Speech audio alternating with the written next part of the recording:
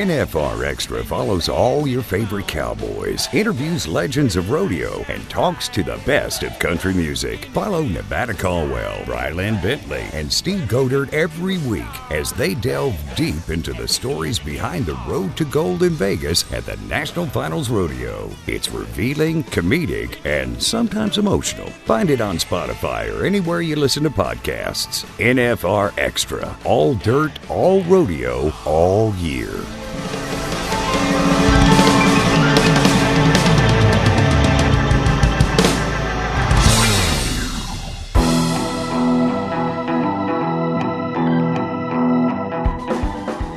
NFR Extra, episode 59, is all country music.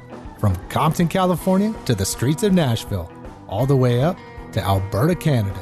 Steve, how you doing, man? I'm doing good, buddy. It's a little hotter up here in Montana than we're used to, so I don't want to say it's Nevada or Las Vegas hot, but it's not cool. We're about $110 right now for the past week. And Miss Brylan, I know you've left Vegas. Where are you at right now? I am in northern Idaho, right around the Coeur d'Alene area, and it is about 78 degrees, beautiful, taking a family vacation and enjoying every bit of it. Well, that sounds pretty awesome compared to what we're dealing with here in Vegas. Who are we talking to first, Brylan?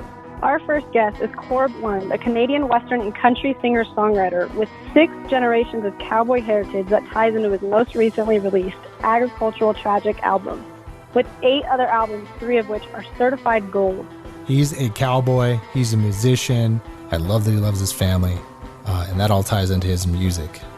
Yeah, dude, Corb is, he's a classic, he's got a sound all of his own, and it's appealing to audiences of all ages, kind of like we talk about there in the interview. I don't want to give too much of it away, but he's not just strictly a Canadian guy touring in Canada. He dips down in the U.S. pretty heavily with a lot of kind of the red dirt country guys, and then going over to Europe, and then, big time down in Australia, too. Following Corb Lund, this was a fun conversation for sure. Oh my gosh, yeah, so fun. Going from a Canadian cowboy country singer down to American country music artist. More notably so, probably songwriter is Shane Miner out of Sony's Nashville's most prestigious side of the right. And the stories, talking about stories again, man, that guy shared some stuff that we catchphrases that will not leave your head for a long time. Almost like a movie script conversation that we have. Let's just starting off as a policeman in Compton, California, and riding bulls. Honestly, could you guys even imagine being a part of Compton, California, and the police department? Like, that is just unreal. And then you go into writing #1 singles about Beautiful Mess by Diamond Rio, Brand New Girlfriend by Steve Hawley. Those are just a few of the things that he's accomplished, and he just ties it into this one little family life, it seems. Enjoy this episode, but up next, Ryland Bentley's Rodeo News of the Week.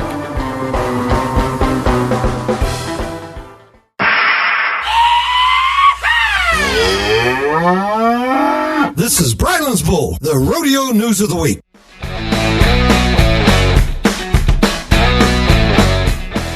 PRCA Stat of the Week. The amount of prize money paid out to pro rodeo competitors between August 3rd and 9th, paced by Sikeston, Missouri, J.C. Boothel Rodeo, $181,019, and Lawton, Oklahoma Rangers Rodeo, $178,963. Sikeston's previous barrel racing record of 16.02 seconds was broken by the first racer out on August 8th. Cheyenne Wimberly made a 15.99 second run, which is about how long her record lasted, as the next barrel racer, Ryan Padone, registered a 15.91 second run to win the event. Marty Yates teams up with Caleb Smith, Great Horse Pockets, to split the win in Lawton, Oklahoma. Tim O'Connell won the rodeo with a 90-point ride on Butler & Sons Rodeo's renowned Killer Bee for the first time matchup.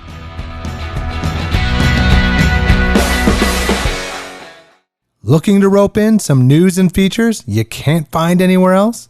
Then look no further than the series of blogs and vlogs at nfrexperience.com. You'll find customized content from experts in all things rodeo and Las Vegas.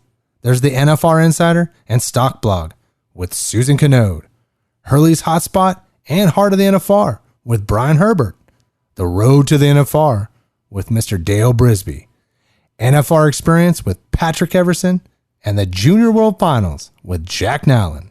there's something for all rodeo fans. Check it out at the newly redesigned NFRexperience.com.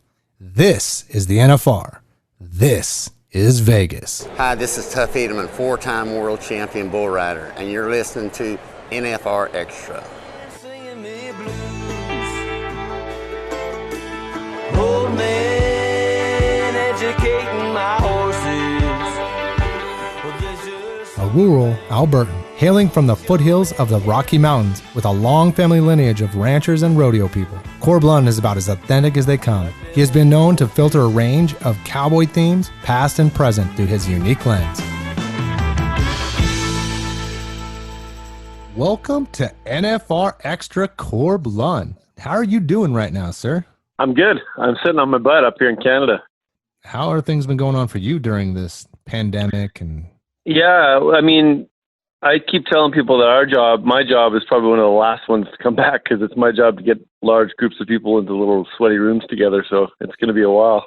We had a new record come out about a month ago called Agricultural Tragic, and we started a tour in mid-March. We did some Texas shows and some New Mexico shows and a couple Colorado shows. We're about a week into a 3.5-month tour, and everything went sideways. We had to hook her north and come home. So I haven't played a show since then. So it's been interesting because, I mean, it's got, number one, I wish I could be out promoting my new record because it's a good one. And number two, it's had quite a heavy financial effect. But if I compartmentalize those things and put them on a shelf in my brain, it's kind of been all right because I haven't had a summer off for 20 years because, summer's like my harvest season. So rodeos and fairs and stuff. So it's been all right. I've spent a lot of time on the ranch fixing fence and building stuff and playing a lot of guitar and writing new songs. And seeing my family. So in a sense, it's okay, but still wish I was out playing. where were you when, because we've actually talked to quite a few people since March, and they all have different stories. Where were you when the lockdown happened? Greeley, Colorado was our last show. And then I went to the Rocky Mountain Country Music Association Award party the night before in Greeley, and then we had a show in Greeley, and then that was it. And we were wondering, because we were hearing the news, and no one knows quite, especially in the early days of it, no one knew quite what to think, because you don't know how serious to take it. And so we were just kind of soldiering on, and then eventually our management called us and said, yeah, all the venues are not happening and everything's shut down. So we drove home from Denver and across the border, and been here ever since. Man. Yeah. That's crazy, because looking at on your website for the tour dates too, a lot of your shows, Seattle, Portland, you'd have been in the epicenter from all that stuff. That's true too. Yeah. I'm not sure. Might be kind of nuts playing Portland right now. Yeah. A lot of crazy stuff happening all at once, isn't there? Corb, let's get to know you real quick. This country music industry, where did it all start for you?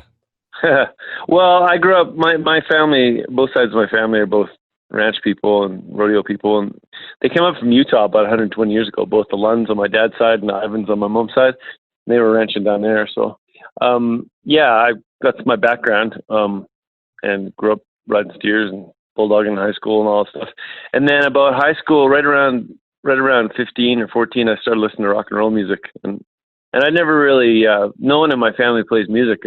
I just and I always thought, when you're a kid, you just think whatever you do is normal. I thought cowboy stuff was normal. Everyone did it. As it turns out, there's a lot of people who find it, pay big money to go to a dude ranch because they find it exotic. But it was just normal to me. So I found the world of music really fascinating and exotic. And I was in a rock band for about 9 or 10 years in my 20s. But partway through that, I started writing Western songs and realizing that I could play all those old Muddy Robin songs I grew up with. So yeah, by the time I was in my mid to late 20s, I was kind of transitioning over to Western music. But spending a decade in a kind of a weird, crazy rock band was kind of good for my songwriting, because in that world, you're encouraged to be find your own sound and be unique and find your own angle on everything.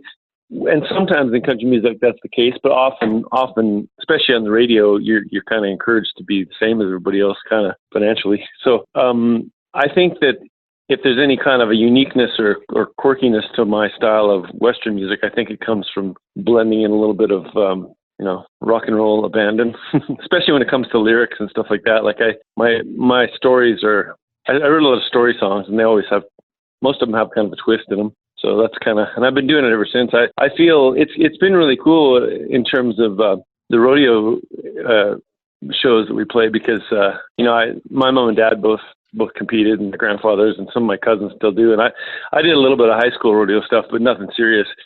So it's been kind of neat to come back around full circle and be involved in rodeo world through music again.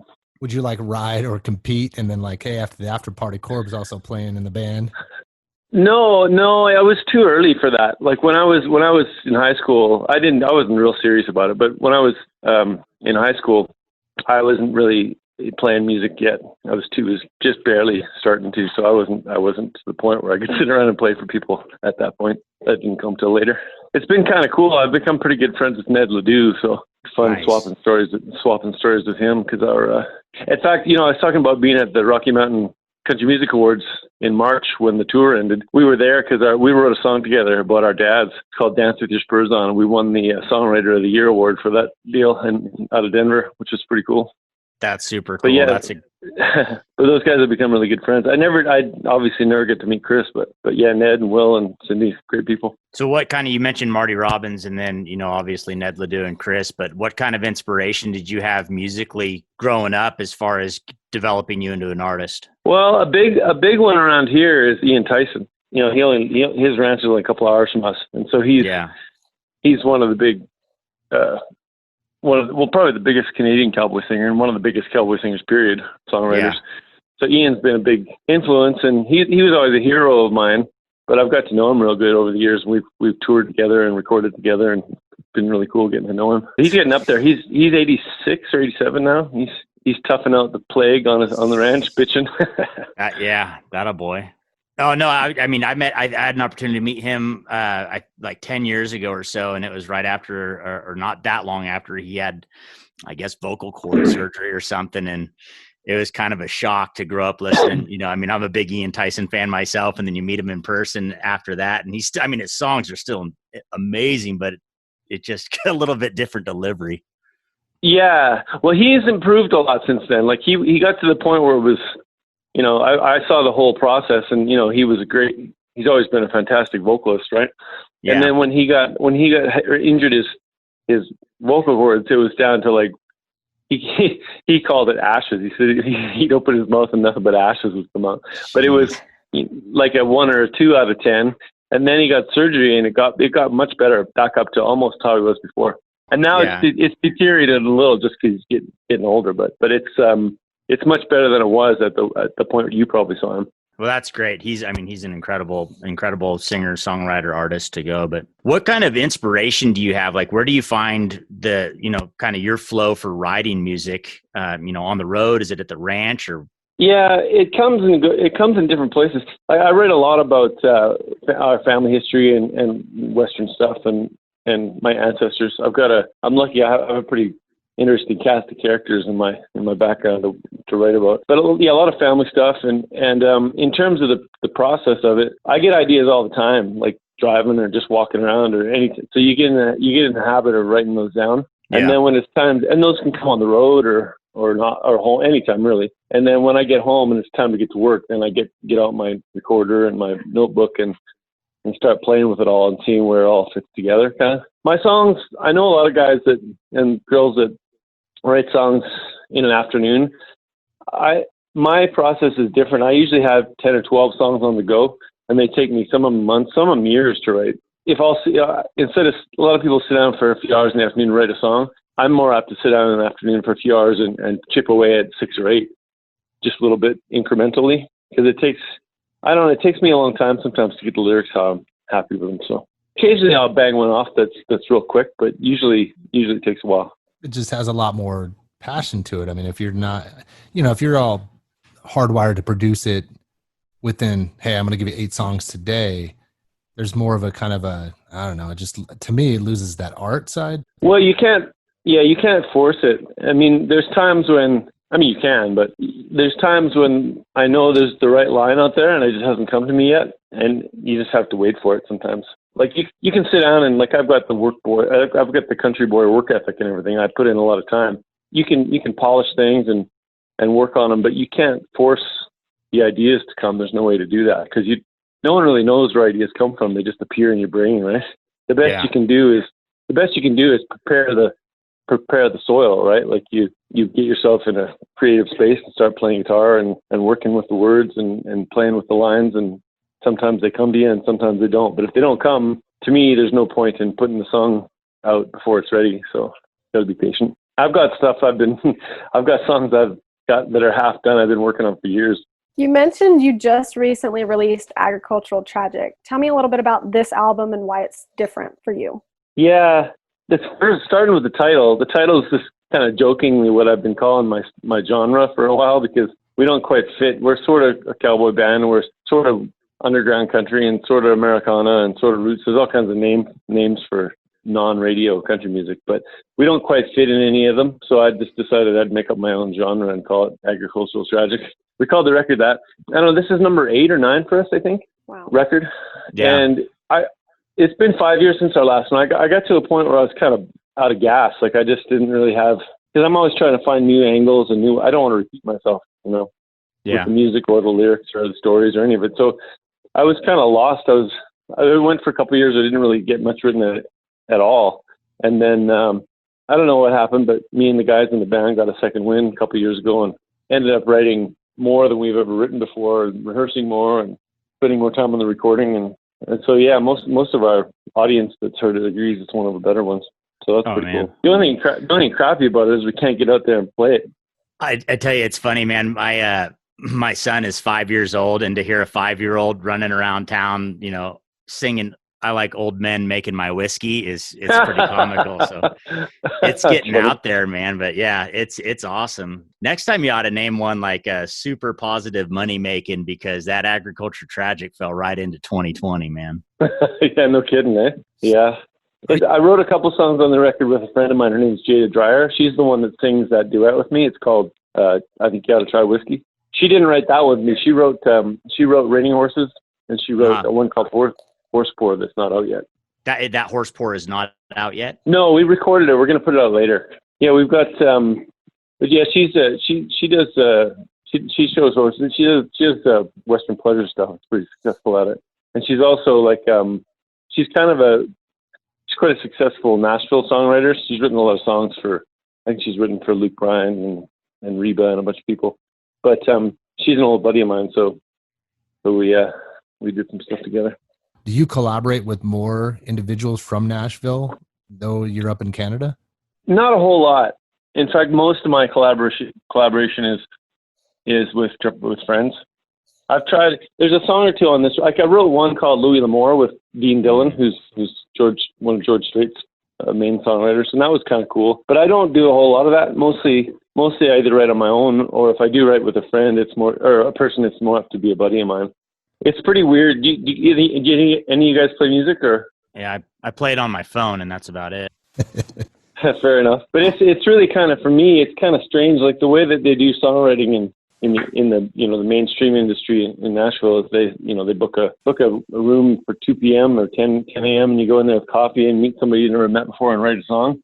I find that really difficult to do. It's really, I have to be really comfortable with the person I'm hanging out with, because it's very naked writing tunes, because you're throwing out ideas off the top of your head and so I have better luck with my buddies. I was telling you, sometimes it takes me years to write a tune. There's this one off my 5 years ago called Bible on the Dash. Mm-hmm. I wrote it with a buddy of mine from Texas named Hayes Carl, and that one took me literally years to write that one, because I had a chorus and one verse for probably 4 or 5 years, and I was stuck on it. And then I was in Austin at Hayes' place, and I just showed him, and we drank a 6-pack and finished it off in an hour. So sometimes another fresh set of eyes helps. How many songs on Agricultural Tragic? I mean, how many are those that were, tucked in your back pocket for a couple of years? Is there how many songs are like that on this album? The one you were talking about took a while, Old Men. Yeah. A friend of mine named Derek Rattan helped me finish that one. And then one of my favorites took a long time. It's called Never Not Had Horses, about my mom. Yeah. I had that phrase and a little snippet of a melody for a couple of years, and I wanted to make sure that I got that one right, because it's important. That music video, it looks like you got some Super 8 footage in there. What's the whole concept idea of that thing coming together? It's just pictures of Mom. Like the song itself comes about because she grew up on our family place in the Rockies up here on the ranch, and I don't know, I want to say 3 or 4 years ago, she had to put down the last couple of aging ponies on the place, and we were waiting for the vet. And it was a pretty sad day, obviously. We're waiting for the vet to show up, and she just kind of looked at me and said she's never not had horses. Like from the moment she was born till that moment, she had never not had horses. So I've been wanting to write a song for Mom for a long time, and I've written a bunch about my dad and my uncles and grandpas and stuff, but I'd never quite found the right angle.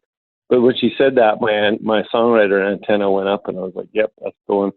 So it's sort of about Mom's life and how she grown up on horseback. And then the video is nothing but old pictures of Mom and through from when she was a little girl all the way to the present. And actually, my Aunt Connie too. I have an old song on one of my old records called "The Truth Comes Out" about cougars and grizzlies, and it mentions Connie on the ranch, and that's my mom's first cousin. And so some of the pictures of some of the pictures, we didn't have enough to cover the 4 minutes of just Mom, so the pictures in the Never Not Had Horses video and the video and the Super 8 footage is mostly Mom, but it's a little bit of Connie and her mom too. All family though. Nice how your life is embedded into your art. Yeah, I feel pretty strongly about that. Like I guess I'm lucky because I've got, like I was saying, an interesting cast of characters to work with. But I think it's really important, whether you're a painter or a singer or whatever you do as an artist. I think it's really important to put yourself and your own culture and your own region into the music, because that's and Ian's kind of the guy that taught me that, because it's tricky coming from. It's a little bit trickier if you're in Canada, because as a songwriter, if you put Chicago or Dallas or LA into a song, it has built-in meaning. People know what that means, right? Shorthand. Oh, he's talking about Fort Worth. I get it. It's cowboy town. But it's harder to put Calgary in a song or Canadian references because the wider world just isn't as familiar with Canada. So I struggled with that for a while and figured it out, I think. And part of that was to Ian, but I have a lot of emphasis on the Rockies and the cowboy culture that we have up here, because it's very similar to everything all the way down to Texas, really. And so that's a good common point of a point of common experience that I have with a lot of American people. In fact, my family's from Utah and Nevada beginning anyway. So, but it's been interesting thinking about that stuff, because it feels really close to me, and I agree with you.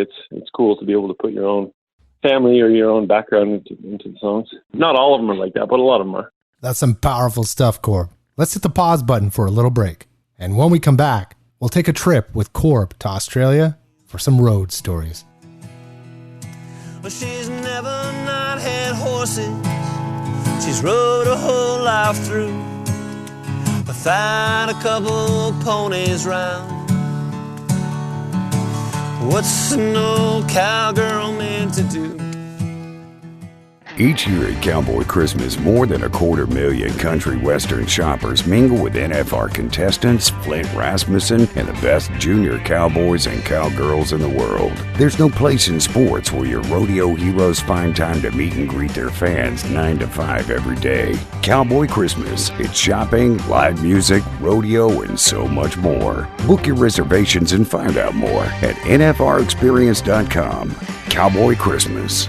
It's all here. Hello everyone, this is Benji Bendeley, Wrangler National Finals Rodeo Music Director, and this is NFR Extra. Well, gin sounds kind of risky, babe. Oh, but whiskey makes me cringe. Yeah, but whiskey makes you frisky, babe. How much to my chagrin? I think you ought to try whiskey, babe. Well, I think you ought to try gin. I think you ought to try whiskey, babe. I think you ought to try gin. We are here with Canadian roots country singer-songwriter Corb Lund. For Lund, honoring the past has everything to do with sharing lessons learned and stories heard on his family ranch in Alberta, Canada. Just as far as you're talking about singing about Canada and, Alberta, and how does that make you travel, get it to where now all of a sudden you're over in Australia or you're over in Europe, singing to fans about that stuff? How did that come about? I kind of think that if you're honest about it, I think people pick up on, even if they don't understand everything you're singing, I think they pick up on the honesty of it. I always use an example of like being a teenager and listen to Bruce Springsteen, and he's singing about, you know, the New Jersey slums, right? Which is completely foreign to me, but because he's so authentic about it, I got it. And it made, you know, there's a universality that comes out of it. Same as the Eagles singing about Southern California, which is totally not my lifestyle. But so I think that happens if you're honest and authentic about what you're singing about, and people can tell that it's really you, they'll find a spark of interest in it, even if what you're singing about isn't what their life is like. So I mean, one thing that's kind of cool is, and it doesn't really apply in Europe, but in Australia and the States and up here, we have a pretty healthy rural audience. A lot of the Aussies that come to see us are from Queensland. They're ranched in there. So whether we're in the States or up here or down under it, a lot of the audience is people who are, you know, rural people or ag people, country people, cowboys. So they have that in common.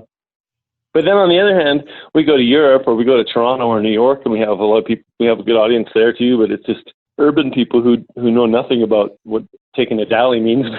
I guess they just like the music and find it interesting. So that's cool too. It's the dude ranch experience that you were saying about, like the appeal to it.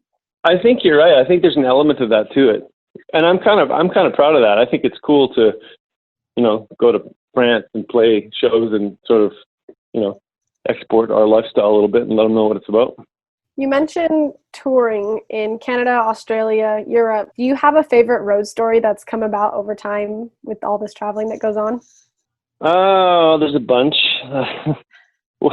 One time we were playing in Australia, in Queensland actually, and we're opening up for he's a big country guy. What the heck's his name? It'll come to me. But anyway, we were opening up in a place called Rockhampton, which is a pretty cowboy town, little town in Queensland, and I got Gary Allen, that's who it was, and his road manager banged on my hotel room door about 5 a.m. I opened the door and he was not happy. He's like, "You better go get your band member out of jail."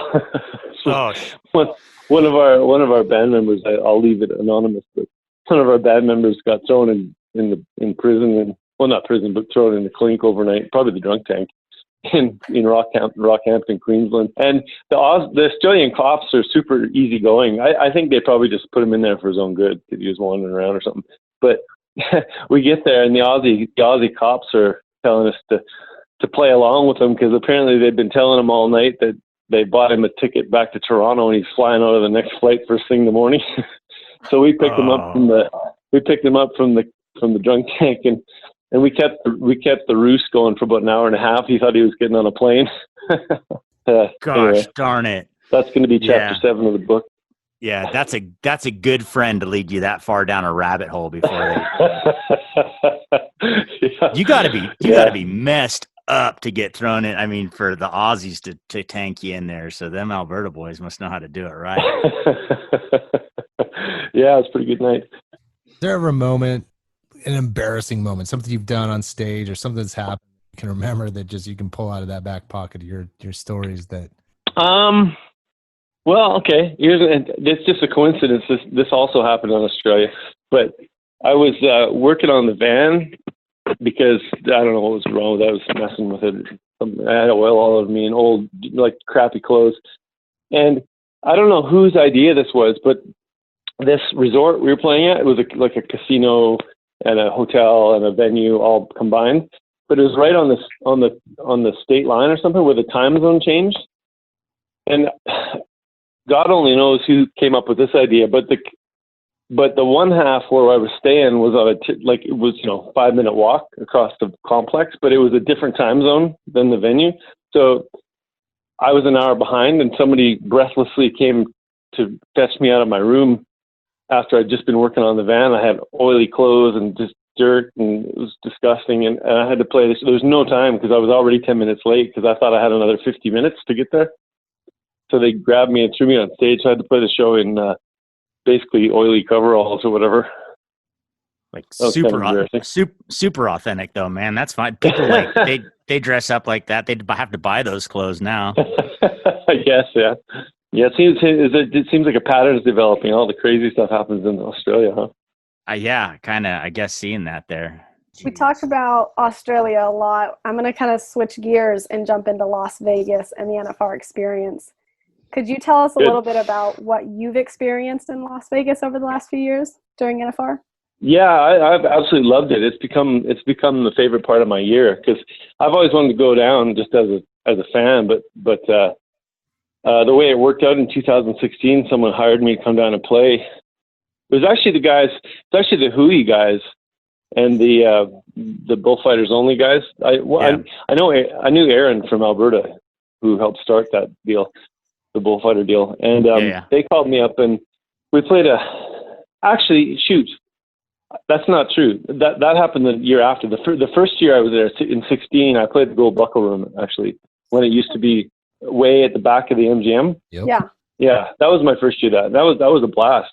I think it was actually Tuff Cooper's mom that hired me for that one because I think she does the entertainment for MGM or something. Yes. But that was a great show. It was the first time we'd ever played, and I didn't know what to expect because it was a free show and a big old room. And sometimes you play those shows and you're kind of background noise and just sort of get ignored.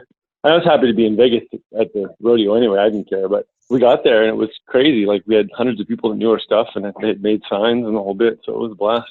And then the year after that, we played with the Turnpike Troubadours, I think, at the Brooklyn Bowl with the Hui people. And then last year we did another Hui show. We did a show at the Tropicana in the venue where they have the bullfights in the outdoor tent on the Saturday night, the last Saturday about 10 p.m.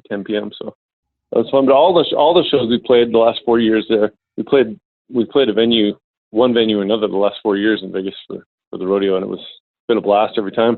Being a rodeo guy, though, did you get to go to Thomas Mack Center and check out the actual NFR? Yeah. I usually get to a couple perfs every year, and it's kind of a deal where I've never bought a ticket. I'm just fortunate because I know a ton of people, and there's always just tickets floating around. So my cousin works for Wrangler, and the Hui guys have tickets sometimes, or they'll sneak you into a suite for a night or two.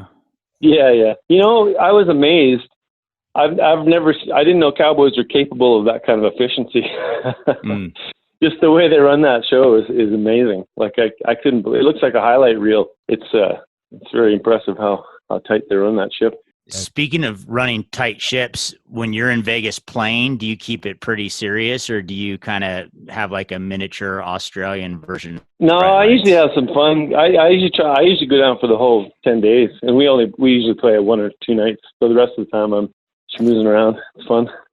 Awesome. That town is hard on a guy for a week or more because, as you people all know, it's especially during NFR because number one, there's no one to tell you to go to bed. There's no adults to tell you to go to bed. And number two, for that week, there's just so many friends and people you only see then, right? So there's just 5 different things to do every night, and it's so much fun. But after about 3 or 4 days of it, you're like, holy crap, kicking my butt. Yeah, when your nights and your days all blend together. It's really something, I'm sure you guys have experienced it. After about 3 days, you just have to take a time out. That's about right for our survey for people to say what they come down for is that 3 days. Because, man. You know what the hell of it is, if you've been there the first weekend and partying through Monday, Tuesday, and then you just got to have a rest Wednesday or Thursday. And then a whole new batch of your buddies comes down on the Thursday and they're raring to go. And you're like, you don't understand. I need to rest. And they're like, you're not rested. I'm in Vegas. You're going to party. I'm like, oh my God. You will rest when you go home. Yeah, but no, it's one of the highlights of my year. I love playing it. You know what I want to do is I haven't quite figured out how or who to partner with or where to do it. But I want to do like all the shows I've done down there so far. I've been with the band, like full sort of rock and band shows, which are fun. But I also do a lot of acoustic shows where I play solo and tell more stories and play a lot of my Western sort of story songs and talk about the background of them. And I want to try and find a theater to do that show. That'd be kind of cool. We actually could help. There's many avenues. I mean, I talk about Cowboy Christmas. We got a rodeo live stage with we have a stage that we do for NFR Central that's got acoustic. Also casino partners oh my God, Corb, that's we should talk about that. I've done a lot of that with Ian actually, where we sort of play duo shows and sort of when you're playing, it's a different thing. When you play with the band, it's a lot of fun in one way, but people want to rock out and dance and stuff. But when you play a solo show in a theater or something where they can hear the words, especially with my style of music, it's kind of fun because people seem to like it when you get take a few minutes and explain what the song's about and how you wrote it and why you wrote it and who it's about and that kind of thing. Especially when you sort of theme this, I would do it sort of theme it real Western and do all my sort of songs in that sort of vein. But yeah, anyway, one of these days. You had a couple of clips kind of like that on your social media, and I think it was the pre-Rona when you were sitting around a campfire and singing some of those. Have you done any live, like concert or like fan interactive deals like we see a lot of these artists doing? Have you done something like that yet or no? Yeah, I've done a bunch of those actually. And the thing you're referring to, yeah, that's the first part of the question, where we're all sitting around in the winter there around the campfire. That's at our family ranch up here in the Rockies. And I often debut my songs for family just when I'm working on new stuff at the family reunion every summer. I usually end up picking around the fire and try out my new tunes. So we just sort of tried to recreate that. So that's all friends and family around the fire. But then, and yeah, that was pre-Corona plague. but since then, yeah, I've probably done 6 or 8 live stream shows where people can make requests or ask questions or that kind of thing. And that's kind of fun, but it's not quite the same as playing live for real. No. Playing live is really, really great part. One of the best parts of my life. It's a real special thing. It's almost like a religious thing for people. Not religious, but like spiritual kind of thing. When you have a really good, not every show, but when you have a really good show and it's a real cool group experience and there's good vibes and good energy, it's unlike anything else. So before we jump off here with Corb, let's just kind of end it with this. We have no crystal ball with what's happening here. What's your next few months look like? I mean, some things you're working on besides just your album promoting, as Steve talked about. Yeah, what I'm doing right now is, like, we technically have our Canadian release tour in November. Whether or not that holds, no one knows. But I've been doing a lot of, I'm sort of taking some time to really dig into my guitar playing and improve that. And I've been writing a lot of tunes. It's kind of funny because I have a brand new record, but I'm writing more songs. But I mean, I usually have to fight for creative time because I'm always on the road. So, here it is on silver platter. So I'm just ignoring the career part of it and just writing a lot. And I'm actually catching up on, I've been touring pretty heavy for years and years. So I've been really catching up on my long-term to-do list, fixing stuff around the house and building stuff at the ranch and a lot of amateur carpentry and fence fixing and stuff like that. So keeping it real that way. It's awesome. The more we get to learn with artists, it allows us to go dive in a little bit deeper and learn a little bit more, and definitely learn a lot about you, Corb, and you're a good dude, man. Thanks for coming on. Yeah, it was a lot of fun. And like I said, it's real fun deal playing down there every year. So I hope it goes this year and hope to be down there playing. And why doesn't somebody drop me a line afterwards and we'll keep in touch about trying to put together an acoustic show or something. Sounds good. Corb, where can we get Agriculture Tragic at? Yeah, Agriculture Tragic new record just came out. It's everywhere. It's on iTunes, Spotify, and it's YouTube, everywhere. I'm on Instagram and Twitter. I'm everywhere. I think awesome, you can get it. You can get vinyl too. You can mail order vinyl from our website, which is corblund.com. But it's available for streaming on all the major platforms. Thank you for coming on, man. This is fantastic and nothing but great success for you. And seems like you're blessed with what you got going on. Yeah, thanks for the time, you guys. Good to talk to you. Let's have a beer when the smoke clears. Agreed. Yes. Awesome, man. Appreciate you, Corb. Thank you. You bet. See you guys. Thanks.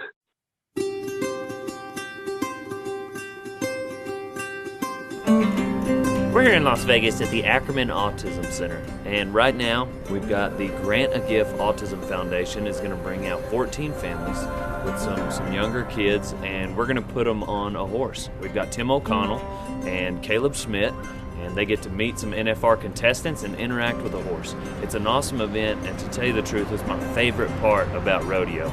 There's a lot of committees, a lot of rodeos out there where they'll have a day where they bring the contestants out and interact with kids like this, where they get to just experience what we experience for just a moment. And it's priceless getting to see the joy on their faces like what we're about to see right now. With your hand in mine, our love came alive. We've still got the rest of our lives. The rest of our lives. The rest of our lives. Truthfully, I get more out of this day than they do. This is an opportunity to give back to the community of Las Vegas, but really to give back to kids in general. You know, I remember when I was a little kid and I would take part in these things, and I'd get my heroes to come and they'd get to do that. And I don't know if it meant as much to them as it does me, but it sure gives me a lot of pleasure to give back to these kids. And this is honestly my favorite part of the week, is giving back. I have two occasions where I get to give back to kids, and they're my two favorite. This is my third year doing this, and I'll do it as many times as they ask me to do it. The rest of our lives, the rest of our lives, the rest of our lives. Absolutely one of the most important things that we do in rodeo. It's an opportunity to give back to kids, and they do a wonderful job here at the Ackerman Autism Center and the Grant a Gift Autism Foundation. They're putting in the hard work. The parents are putting in the hard work, and this is simple for us to do. Just we're donating time and animals, and it's worth every second getting to see just the look in these kids' faces, you know, giving back to them. But definitely the most important thing rodeo does as a sport. All right, well, any advice to any of the contestants in the field? I know you sat out this year to give the other bull riders a shot, right? You didn't want to go win the whole prize money and go buckle yourself, so what are you telling them? You know, I'm telling them, hey, you know, do your best. If you really want to win, go back in time and be born Dale Brisby. There you have it. Dale Brisby. Dale, yeah. Pow, pow.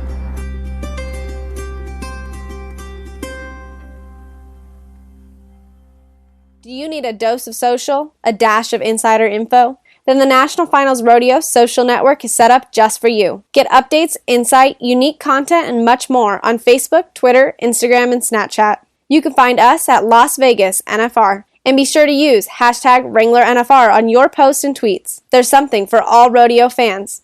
This is the NFR. This is Vegas. Hi, I am Louis Messina, and you listen to NFR Extra.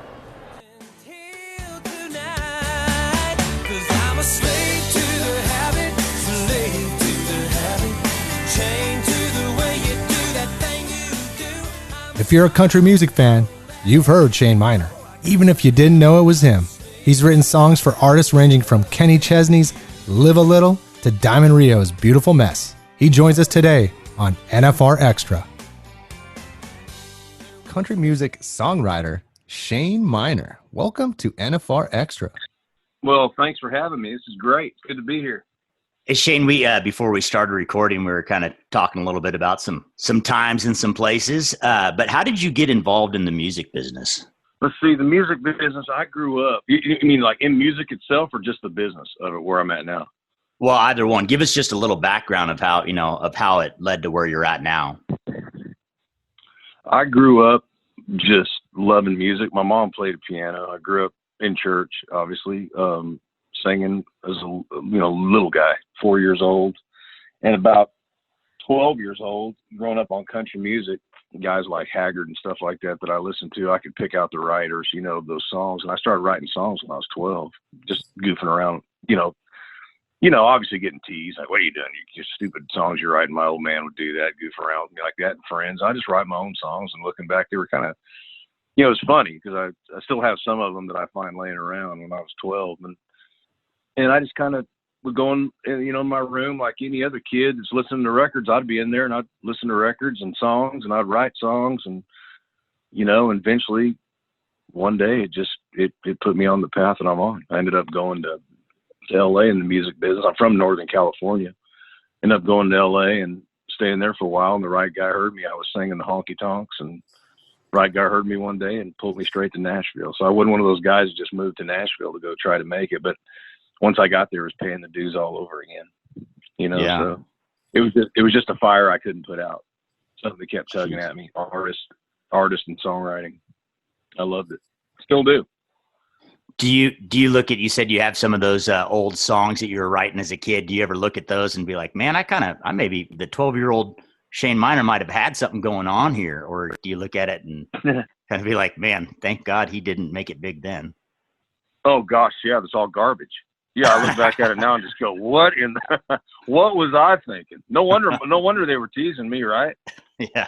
So, but it's like, You remember that? You guys have read that book about 10,000 hours, where a kid puts in 10,000 hours, and that's the guy, that you see these people who are real successful, and you go back and you trace them back in their childhood, and they're like, man, I did this as a kid growing up. The baseball, I swung the bat against my dad's old tobacco barn, hit that ball, or I pitched that ball, or whatever.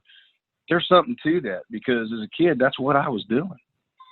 And, so there's something to that. Yeah.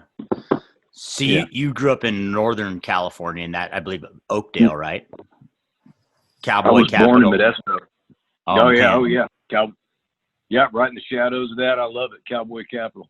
So did you go ahead? Yeah, no, I was saying, that's exactly where I grew up. Glad I did. It was, what a great place to grow up. So did you ever get into like cowboying or rodeoing or anything in there, or were you just kind of doing your own thing and writing songs and picking guitars? I started out in junior rodeo. My dad rodeoed back in the day, and I started out, I think my first junior rodeo, I was, 8 years old, 8 or 9. I can't remember. And it was this little arena in Ceres, California, called Central Arena. And they put on a junior rodeo. And that was my first rodeo, steer riding. And from there, it just, lit a fire. And so I was at any junior rodeo I could go to, all the way into high school rodeo.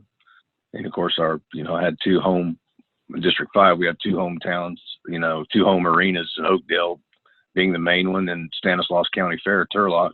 That was our home arenas, So grew up riding high school rodeo there, and just, making friends that I still talk to today, and it was in my blood from just like the songwriting was. I loved rodeo, but there was a place in my life where there was a fork in the road. And I'm thankful for both of them. I'm thankful for my rodeo years growing up. It really formed me and who I am. Nice. Yeah. The old District 5, the big dogs down there in Oakdale, California.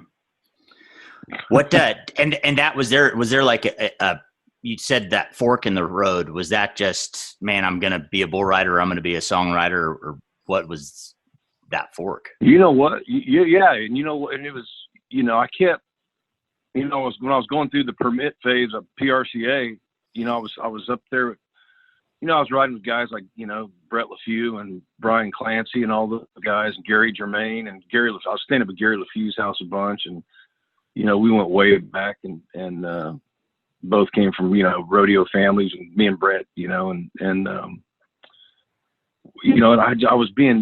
a tug of war in the heart, because to be honest with you, I was really good at one thing, and I was okay good at another. And the okay good was bull riding. I was good enough, but never had that trigger that a world champion has. And you'll learn this about me. I'm a realistic guy. Being around Ty Murray and those guys, and guys that were heroes of mine and friends of mine. I just they had a different gear, and they had a different talent. And I didn't have that gear, and I'm cowboy enough and man enough to tell you that. And I respect those guys. So my road led me right into songwriting, and it was almost like a God thing, because I was at that fork in the road. I'm like, what do I do? I know I don't have that gear. I've won some, but I've lost more than I won. Truth. And all of a sudden, the door opened up for Nashville. It came to me, and the rest is history. Where did you start to figure out that you were feeling this writing part of it? Like, what do you attribute that to? Where like you knew that the writers of the songs, where can you attribute to where your path started going with writing rather than rodeo? There was things I had to say. I wanted to say. I wanted to tell the story from my point of view. Some of those musician poets, that I grew up listening to, I wanted to be that. I wanted to tell my side of it. I wanted to move. It's hard to move the world. You got to kind of do it a mountain at a time, and that's kind of the way I looked at it. I was like, well, I'm gonna go out there and show people my heart through words and through artistry. Having a record deal, I ended up getting a record deal, and really wasn't the thing I wanted to do.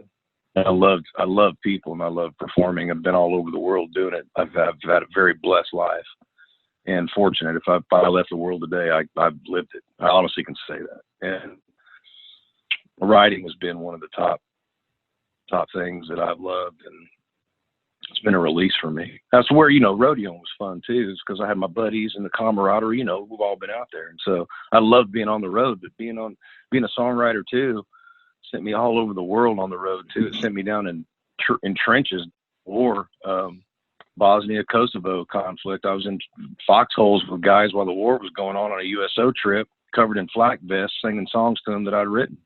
And so I could never, it was just a, you know, it's fun. I guess, I hope I'm saying that right. The fact that I got to express myself and say it in the way I wanted to say it, it affected other people. So like, man, I know that song. And when I heard that song, I was here, and I'm like, you know, it makes you feel good as a songwriter. You know what I mean? Yeah. Yeah. My you know, I think that was the payoff for me. Am I staying on point with you? Because it's a hard thing to, it's like electricity explaining it. You know what I'm saying? Yeah, for sure. Experiences shape the heck out of an artist, I've found. Art imitates life, life imitates art. Where do you know that you feel like you're writing a good song? Clearly you've been doing this a while now. Where does it, you feel it? Is it the story? Is it the lyrics? Is it what is it? Like when you know you're writing a good song? It's hard. It's hard as a writer and a guy that's had hits, or for any writer, could not be jaded. It's hard for me to explain, but like I'm in my truck, got the windows down, I'm heading outside out in the desert towards Needles, and I hear this song come on the radio, and it's like, oh man, that just hit me. I can relate to that. If you can reach that in a writing session when you're writing a song and you're not jaded, going, well, you know, so-and-so's not going to cut this. They're not going to do that because the way the music goes, there's too many people. They're not going to play this on the radio.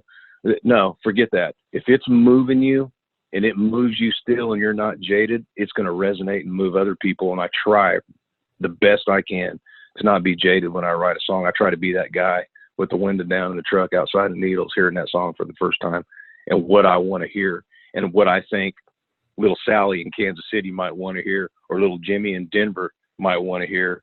Will they resonate with this? Will their thoughts be like mine? You know what I mean? Does that explain it a little bit? Yeah. How do you even get started on writing a song? Well, a lot of times it's just like ideas, like us talking. I'll tell you, I wrote a song with Luke Combs that he just cut the other day. I got to write with him today too. So we're done here. Yeah. And sorry about your bad luck. Jeez. yeah. He's a great guy. He's an amazing guy. But I remember this is a true story, and I haven't had a chance. So this is going to be cool for him. A buddy of ours, we all know Flint Rasmussen, right? Yeah. Flint and I were talking one day on the phone about some stuff he was going through, and I love him. Such an awesome man, such a great guy. I'm a huge fan of his. I mean, what a fighter, what an entertainer, what a great guy. And I don't want him. I'm sure you don't want me, exposing his, story, but you know what I mean. He starts telling me about, man, something didn't work out with the relationship or whatever. Of course, I'm laughing. I'm like, yeah, you and me and everybody else, it happens to everybody. But when I got off the phone, I started thinking about, man, I've broke a few hearts before, and I've had mine broke and kicked around too. And I just remember going, man, that was pretty cold, that girl to do that. I'm thinking about things that I'm looking back. Just stay with me. I'll get to it. I'm trying to answer your question. I'm trying to show you how my head works writing. So I'm sitting there having this conversation with myself like a total schizophrenic, not out loud. I'm not crazy. But in my mind, I'm sitting there going, okay, I see where he's coming from. And I've had a girl like that just break my heart and just cold-hearted out of nowhere. Man, I've had beer that cold too. And so the thought came to me, a beer almost as cold as you. And then I took that song into Luke, and that idea into Luke and John Singleton. And he just cut it. It's called Cold as You. The beer almost as cold as you. So Flint Rasmussen, talking to him, I came up with that idea on my, just once I hung up. So you say once you hung up, so does that mean that he doesn't get any credit for like co-writing that with you or anything? He gets absolutely nothing. He gets the cold beer. Yeah. He gets the cold beer, right? No, I love Flint. No, when we hung up, I was just thinking, I was going, man, there's a song in there somewhere. And I've had that girl. I'm not going to be, I've broke hearts too. I've been the jackass. I get it. We all grow up. It all makes us who we are. But I've been with some cold chicks. I look back and I'm like, I freaking love them for that, because if it wasn't for the cold girls, I wouldn't have this song, right? Yeah. Taught me something. So that's where I started thinking. So yeah, I think it's on you. I think he just posted something about it. Luke did. I don't know where it's at, but you can look at it. It's called Cold as You, Luke Combs. When you have that idea and you're talking to yourself about this could be a song, do you hold on to that idea for a while? Or is it just instantly, you talk about electricity, is it hits you like electricity and you're writing a song and 30 minutes later you've got this future #1 song? Or is it a much longer drawn out process? It can go either way. Sometimes you'll get an idea and you'll sit on it forever. And you're like, how do I write that? Okay, one of the songs I had was International Harvester. You know, I went, oh, my International Harvester. That one, Craig Morgan. Yeah. Okay, that song. I was writing with my buddy Jeffrey Steele, Hall of Fame writer, great guy, California guy, Northern California guy. Him and I are in a room writing. We're writing a different song. And I just show you how it goes. We're writing a song. I just remember the title being something about a scarecrow. Don't even remember. The song was irrelevant. We were writing it. I threw out a line going something like chewing on straw in my overalls and freaking, you know, and tipping my hat and whatever. And I don't know, something, I forgot what my rhyme was, but I dropped the word International Harvester just because of the way the syllables fell. And he looked at me, he goes, man, we got to write that. And I go, what? Right in the middle of writing another song, he goes, International Harvester. And I'm like, I love the title. Of course, now your mind's got to go in a different gear. So you see the avenues, how we're writing one song, somebody says something, and all of a sudden we're in this gear going, that's a better title. Now we got to shift gears and go this way. Now, what do we say about International Harvester to make that people resonate? And I go, Jeff, there's this guy that I live with, true story, his name's Herschel. He passed away. I go, but he, every morning I can hear him. They took his license away. He's an older man. He gets on his old John Deere tractor. He drives down to frickin' Arrington gas station down there at the Mart, and he sits and talks to the old guys, but he drives his tractor and they can't mess with him on a country road. And I know when he's doing it because I can hear cars honking. Jeff started playing that lick, and I jumped in and grabbed my guitar, and he went, 3 miles of cars laying on their horns. And I went, yeah. And I go, like falling on deaf ears of corn. I said it. He just started laughing. We just rolled and wrote the song, International. Oh, my gosh. That's how that story came about. That's how that song. So it's just shifting gears. And that other song we were writing, we never even finished. Yeah, it's got to compensate one way for that creative mindset of you go here and you make a big hit and the other one's like, well, maybe that's something we'll revisit. That's crazy, man. That happened twice with Jeff and I. We've had hits together, but the other one was the same way. We were writing a different song, and Jeff, we wrote a song I'll never forget. It's called Go to Bed Early and Stay Up Late. It's called Stay Up Late. You get the hook on that, right? Yeah. So we're writing the song, and we go to lunch. We start early, and Jeff goes, hey, Shano, we keep writing songs like that. We can get brand new girlfriends. Goofing around. And I go, let's write that.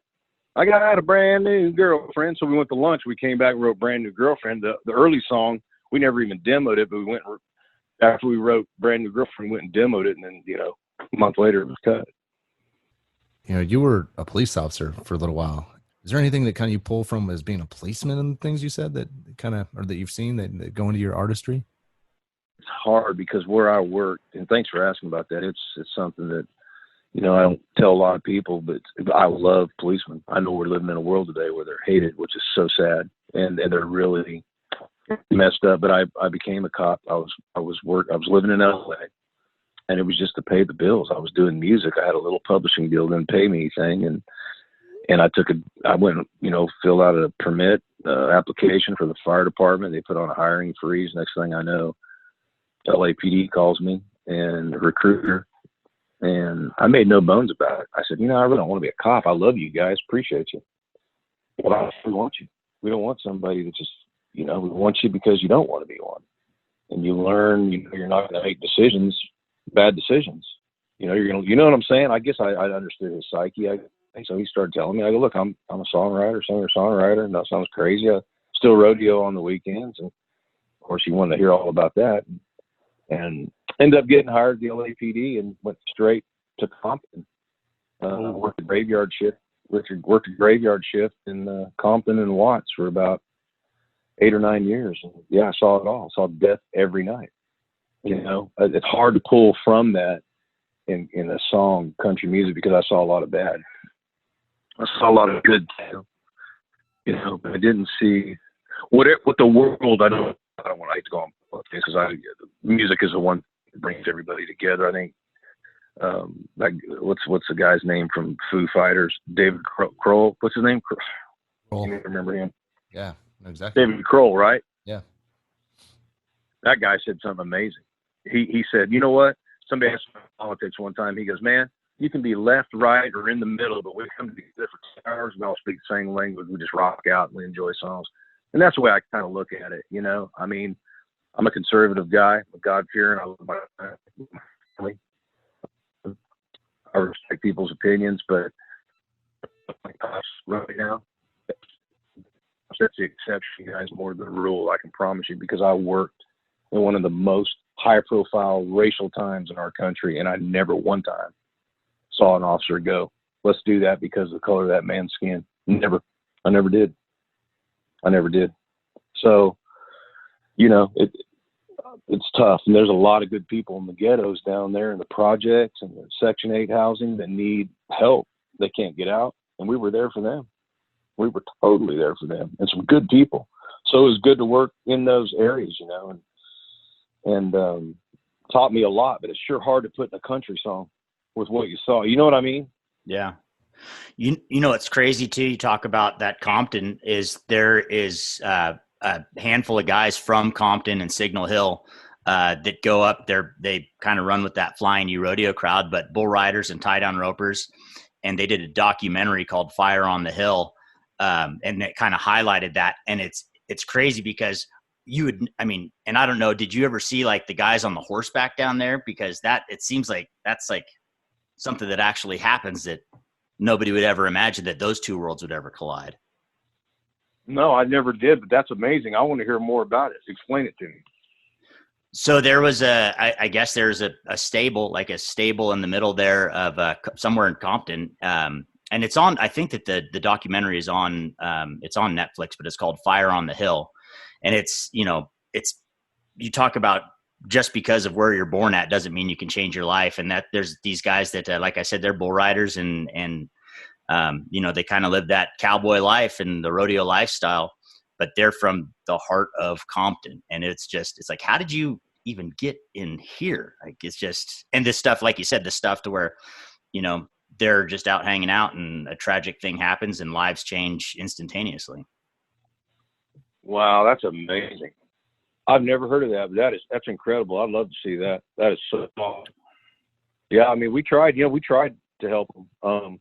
Matter of fact, alive the most besides good partners out there. 15 homicides a week, drive-bys, 12 Crips and Bloods, and the guys that really kept me alive sometimes were the Crips and the Bloods. So it's just on how you treated people. If you treated them with respect, they treated you. You're both in a tough situation, working a tough area. Yeah. And it's not what the news portrays. It's not what the movies portray. It's not that. It's real life, but you know, people commit crimes and vicious ones, and they need these guys. These policemen are good people, and I'm sure they're bad ones. And the ones that are, they don't need to be. Get them out. Be done with them. Yeah. But I never saw it, guys. I never did. Man, Shane, from patrolling Compton as a police officer to writing country music, you are not short on experiences. Let's stop here for a quick breather, though. And when we return, we will talk about music influences from the 70s and the 80s, NFR, and Monty Hawkeye Henson. I got a brand new girlfriend. We went and jumped off a deep end. Flew out to LA for the weekend. Spent the whole day.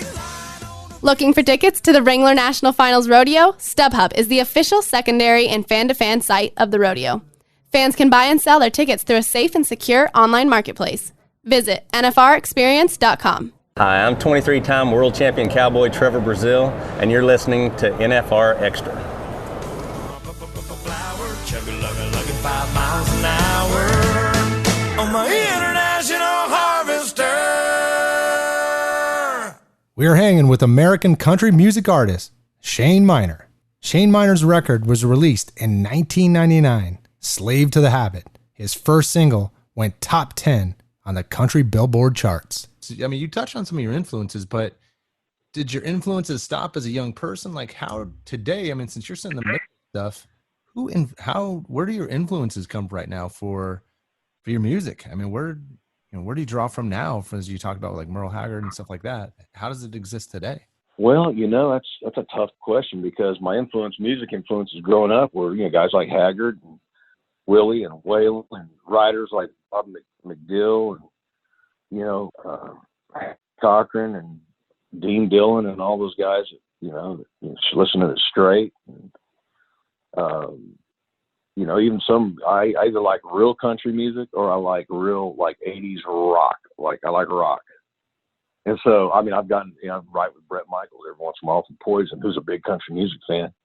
And so I know it's totally polar opposites, but it's fun because to watch, you know, how the lyrics kind of cross over and to watch the way people think. He thinks more like, I think Bret and those guys think more like cowboys than they do rock and roll guys. So I pull from all those artists, you know, all those writers and things that's happened in my life. Nothing's better than life experience. Loss of loved ones, loss of relationships, God, family, country, going out in the town, getting blitzed, hammered, and doing something stupid, waking up in a parking lot, like, where am I? You know what I'm saying? I mean, I'm just telling you the real stuff that nobody wants to talk about, right? Yeah. No, I don't know what you are saying.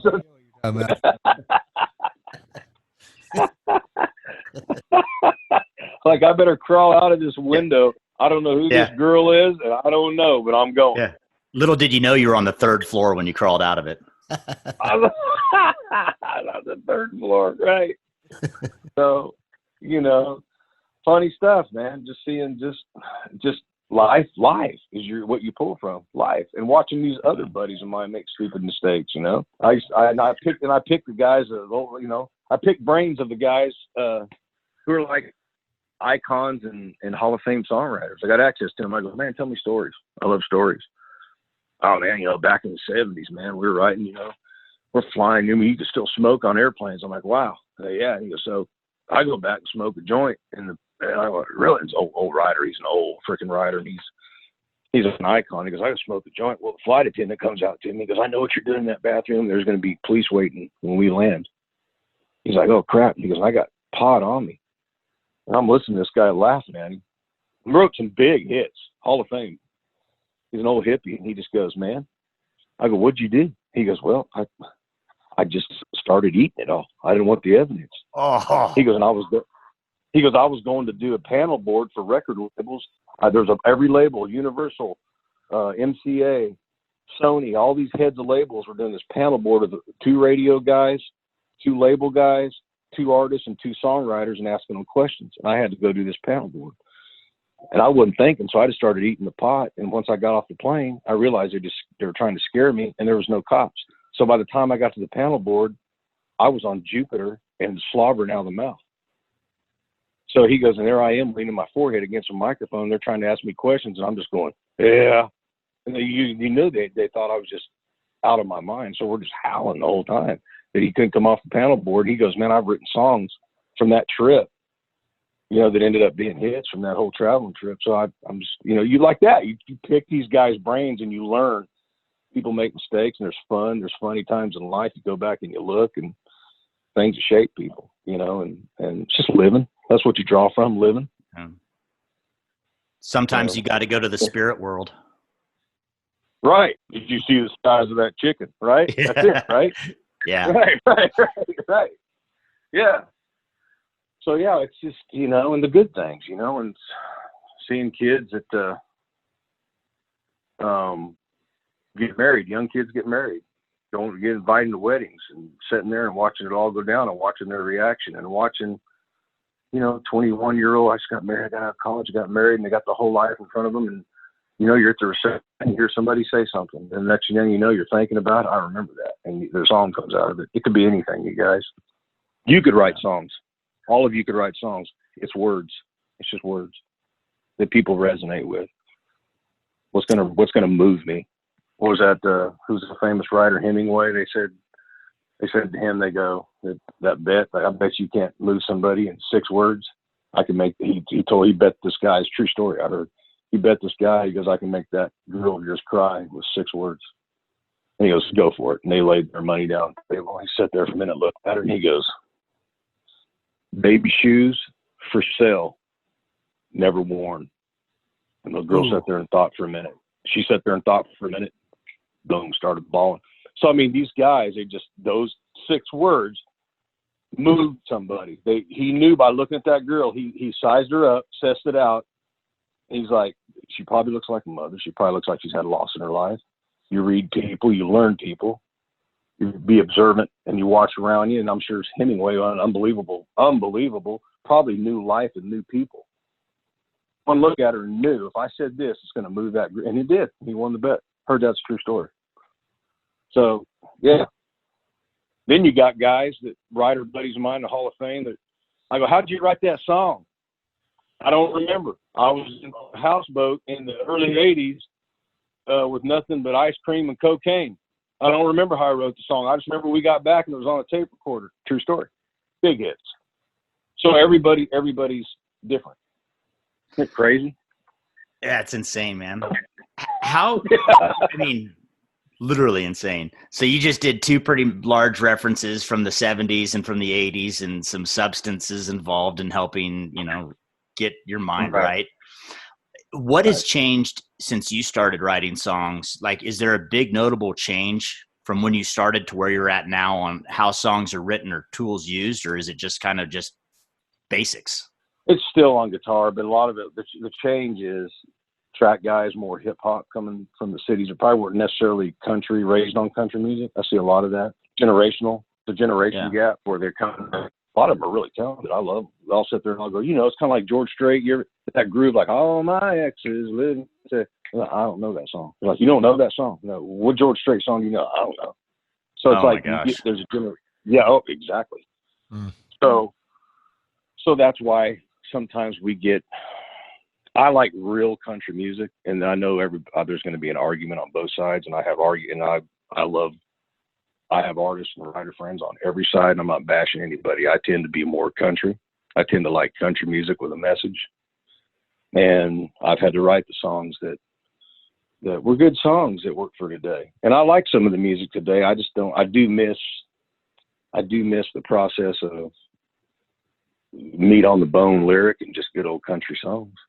I miss the Hank Juniors. I miss the Whalens. And then we have some of that. We have some good country guys that are fixing to come out, and I think with the process of doing that is really the same. We sit down with a guitar, sit down with pen and paper. We write out the lyrics and the lyrics come with guitars. And now instead of recording them on handheld recorders, we're recording them on Apple computers or whatever, and they're ran through a system, which is fine. That's good too. It's just progress. It makes it quicker. But there's a lot of great guys out there. You got Luke. I live next to Luke Bryan. Luke Bryan's my neighbor, and Luke is one of my friends. And Luke is the biggest country music fan there is. When he's not out on the road on stage, people go, "Yeah, but he does that she does that, that hip hop, freaking broke." I get it. He's singing to his college fans. But let me tell you about Luke Bryan. Luke Bryan is Conway Twitty, Merle Haggard.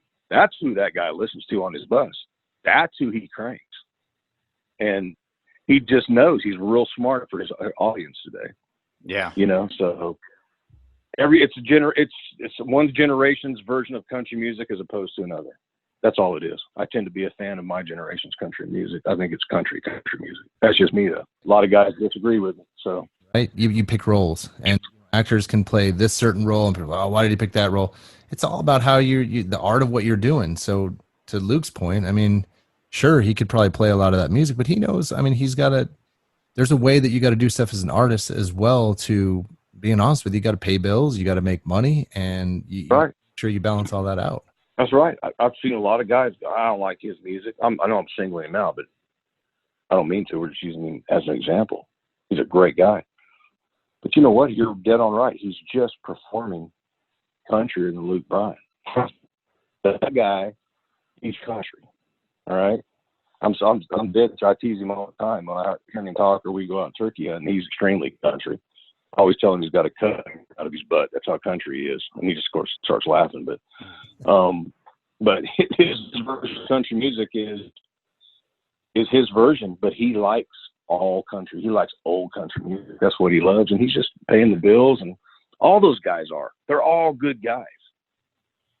I just tend to go, when I'm sitting back in my chair, I tend to go listen to the Hags and the Straight and, I think there's room for all of it. There's room for all of it. I think as much as we've had a shift in country music, great. There should be different dynamics in country music. And I think there's room for the old stuff to come back through. Luke Combs is doing it. He's proven it.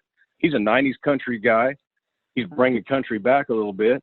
And there's, breaking all the rules, and it's opening avenues for them to sign country guys like him. And I think there's room for all of it. Process is still the same. Generations, Do you always know about NFR? Like, how long have you always known about the NFR? Oh, since I was a kid, I used to watch the Heston finals with my dad. I used to have, all that stuff when it was a Heston. Remember all that? Yeah. In the 70s. Brylan, you weren't even born yet. Yeah. I wasn't. My parents were probably just being born, actually. So. What are you saying, Brylan? You saying I'm old?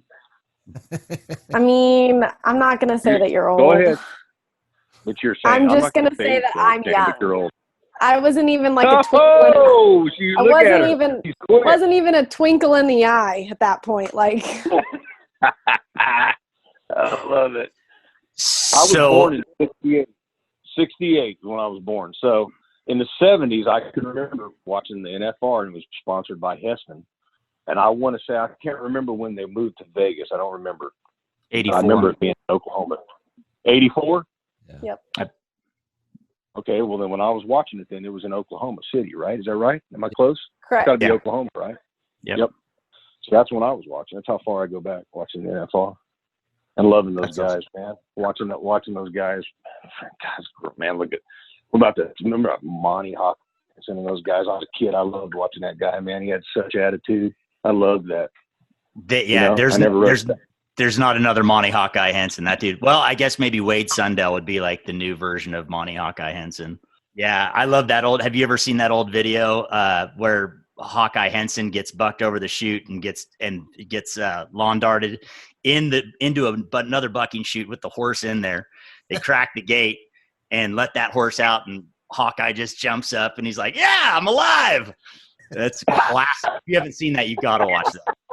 Oh, I love attitude, man. That guy he had a winning attitude. He was just, I'm like, I want to be like that guy when I grow up. Maybe a few different life decisions, but whatever. Sure. Right. I get it. Yeah. His attitude. Oh man, he's not a world champion for nothing. That's for sure. Buddy, yep. That's exactly right. And you know what? Everything I learned from bull riding, winning it, I carry it with me in songwriting. It really, because the music business is tough. It's cutthroat. It's ruthless. It's tough. It is really tough. And it really prepared me for it.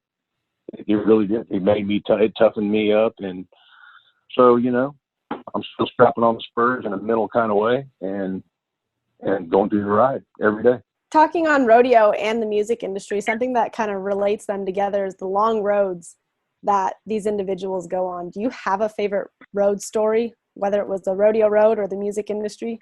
Being an artist, it's just this typical stuff, wine, women, and song. When I was an artist, I toured with Shania Twain. I was her opening act. We used to have a blast together. Her and I'd go ride horses together, before the show. And she was a horse chick.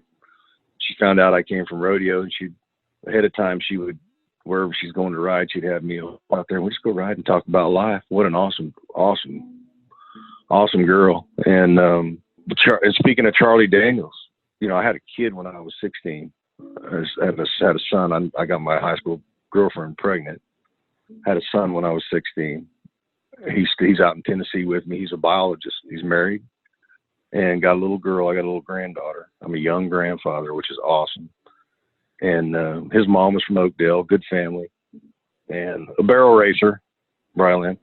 Had to throw that in there. But anyways, he was with me in Tennessee, and I was out on the road.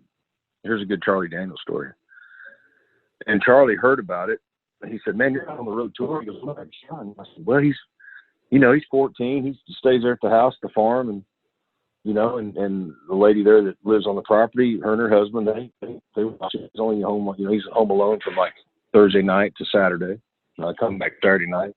He's on the farm. He's 14. I mean, he's self-sufficient, tough kid. He's a good kid." So while I was on the road, Charlie Daniels called me and said, "Hey, pretty like to golf." And he goes, I'm going to go get your son's with me. I said, he's what? Yeah. I said, I want to get your kid. So I'm like, okay. So I get home and my kid's gone, and him and Charlie just went and picked him up at our place. Charlie Daniels in a flatbed farm truck from his farm goes and picks my kid up, and him and my kid go gallivanting for 3 days, hitting different golf courses because they both like to goof around and golf. Charlie, and I said, I got home and he brought him home, and I go, Charlie, I mean, you didn't have to do that. And he goes, no, I wanted to, man. My kid's grown up. He's sitting here. I want to do that. And I'm like, well, let me pay. No, you ain't paying me for nothing. Don't insult me. That's the kind of guy Charlie Daniels is and was. What would you say to the 20-year-old Shane Miner if you could today? Like, knowing everything that you've gotten to see, everything you've gotten to experience, what advice would you give to that Shane Miner now if you could? Don't do anything different than what you did. Don't be afraid to fail. Well, there's times where I didn't walk through a certain door because I was maybe afraid of rejection, afraid of failure. Go fail, go get rejected, live. Don't miss any opportunities out of fear. Fear is a crippling thing. And pray to God that you make more mistakes. Don't be afraid to be you. Only make one of you. Don't try to be somebody else. When I moved to Nashville, I was, they had me as an artist being somebody else other than what I was, and I didn't have the experience or the clout to stand up for that. And that's what I would go back and say. You may fail, but fail being you, and don't let somebody tell you who you are or what decisions to make and what's the right decision, because I don't think anybody knows. Only make one of you, and you know what's best for you. All reaching for the finish line. You may not hit the finish line sometimes, but at least you're reaching for it. You might be falling at it, and run your race, run hard. Who cares if a door slams? One slams, another one opens. Who cares? Don't sweat the small stuff. Keep doing what you do and be you. And I would say that to any 20-year-old doing whatever they're doing. So when you're 20, it's kind of hard. You're looking at the world, you're going, oh man, people are going to think I'm stupid or I'm not good enough. And sometimes, I don't know, maybe you are, maybe you're not. But you got it. I think it's like bull riding. It all goes back to rodeo. What makes a great world champion is a lot of buck-offs. And I think a lot of, having the door slammed in your face and a lot of no's in the music business, I think those make world champion musicians and world champion songwriters and world champion artists. A lot of rejection, a lot of no, a lot of getting your clock clean. And so those are things I was probably afraid of at 20. I tiptoed around. I would say, go in, just jump in the fire and do it again. Do it. Go all in. Take the burns, take your shots, get knocked down. And that's the gear I was talking about with bull riding. I didn't have that gear of bull riding either, where those guys did. And I learned over the years to get it because I got myself, beat up in the music business, chewed up and spit out for not sticking up for myself. So that's what I would do. That's awesome, man. Shane, this has been a lot of fun. I think I'm not going to speak for Steve Bryland. We could probably do this for a couple hours talking to you. We appreciate you taking the time to join us. From the kid watching the Heston finals in Oklahoma City at TV in Oakdale, California, to performing in Las Vegas, I'd say you've had quite the journey. You know what? I have. I'm thankful. And if I could go back and do it all again, I'd do it all again. It was amazing. All right, Shane. Well, thank you, man. All right, you guys. Hey, you bet you guys have a great one, and call if you need anything, okay? Sounds good, buddy. Awesome. Have a good one. All right, you too, guys. I enjoyed it.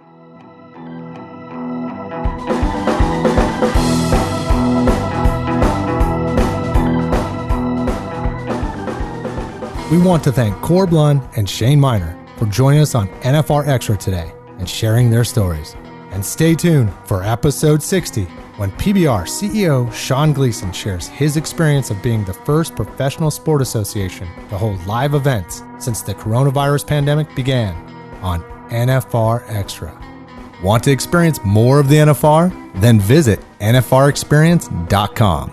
And we invite you to subscribe to NFR Extra on Apple Podcasts, Spotify, Google Podcasts, Stitcher, iHeartRadio, or wherever you're listening right now. If you like what you've been hearing on NFR Extra, we would love it if you gave us a 5-star rating and tell your friends how to subscribe. NFR Extra. All dirt. All rodeo. All year.